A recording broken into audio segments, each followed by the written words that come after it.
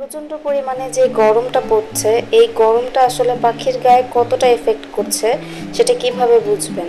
আসলে আমরা মানুষরা তো মুখে বলতে পারি যে গরম লাগছে বা আমাদের জন্য কী কী করা উচিত, পাখিরা তো সেটা পারছে না। তো আমরা কিভাবে বুঝে নিব যে পাখির কতটা গরম লাগছে এবং সেই অনুযায়ী আমরা কী কী পদক্ষেপ গ্রহণ করতে পারি, সেই ব্যাপারে বিস্তারিত জানিয়ে দেব আজকের এই ভিডিওতে।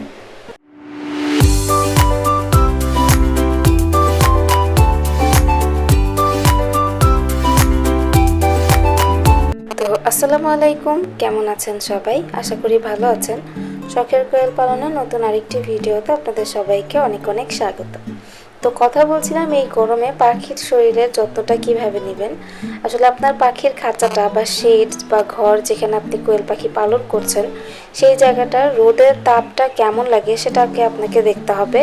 যদি জায়গাটা এমন হয় যেখানে সূর্যের আলোটা সরাসরি প্রবেশ করছে, অথবা যে শেডটা রয়েছে উপরে সেটা অনেক বেশি নিচু, যার কারণে সূর্যের আলোর যে তাপটা আছে সেটা সরাসরি পাখির খাঁচার মধ্যে বা পাখির গায়ে লাগছে, সেক্ষেত্রে আপনাকে সবার আগে যেটা করতে হবে, পাখিকে এমন একটা জায়গায় স্থানান্তর করতে হবে যেখানে পর্যাপ্ত পরিমাণ ছায়া থাকে বা তাপমাত্রাটা অনেকটাই নিয়ন্ত্রণে থাকে। এমন একটা জায়গায় আপনি যদি আপনার পাখিকে রাখেন, সেই ক্ষেত্রে কিন্তু পাখির শরীরের তাপমাত্রা খুব সহজেই নিয়ন্ত্রণে চলে আসবে। এরপরে ব্যাপার হচ্ছে আপনি কিভাবে বুঝবেন যে এরপরও আপনার পাখির সমস্যা হচ্ছে কিনা বা অনেক বেশি গরম লাগছে কিনা।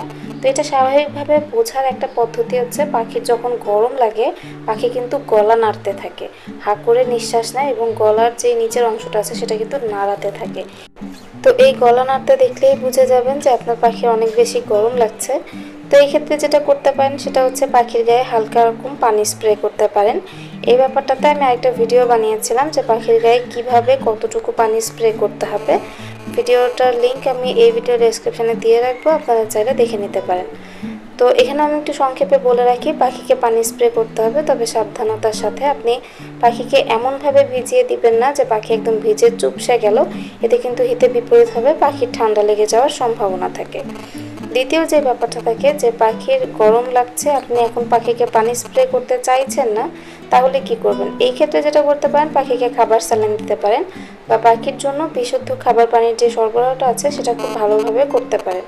অর্থাৎ পাখিকে আপনি দিনে যদি দুবার পানি পরিবর্তন করে দেন, এখন অনেক বেশি গরম পড়ার কারণে যদি আপনি পাখিকে 3বার বা 4বার পানিটা চেঞ্জ করে দেন, পাখি কিন্তু ফ্রেশ পানি দেওয়া মাত্রই খুব ভালো পানি খায়।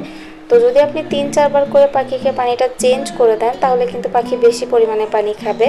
অথবা আপনি স্যালাইন দিলেন, সেক্ষেত্রেও কিন্তু পাখি পানিটা খাচ্ছে, তাহলে কিন্তু পাখির শরীরে যে তাপমাত্রা আছে সেটা অলরেডি নিয়ন্ত্রণে চলে আসবে। প্রচণ্ড গরমে আপনি যদি আপনার পাখিকে একটু বেশি পরিমাণ পানি খাওয়ানোর ব্যাপারটা সুনিশ্চিত করতে পারেন, তাহলে কিন্তু আপনার পাখির সুস্থতা এমনিই বেশি থাকবে।